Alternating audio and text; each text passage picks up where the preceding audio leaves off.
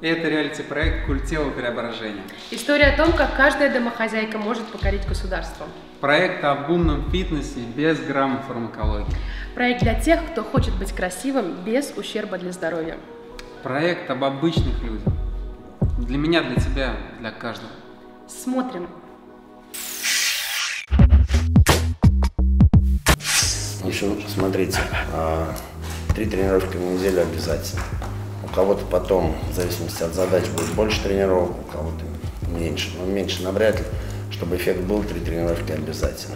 То есть у каждого будет свои задачи, и если вы все будете делать по правилам, то все получится однозначно.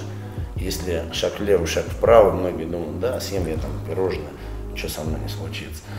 Я всегда рассказываю про альпиниста, который лезет на Эверест, долез практически до вершины, говорит, ой, надо отдохнуть. Ему, чтобы отдохнуть, надо спуститься назад. Вот вы нарушаете правила, вы спускаетесь назад, и вам заново надо лезть, либо бросать этот проект.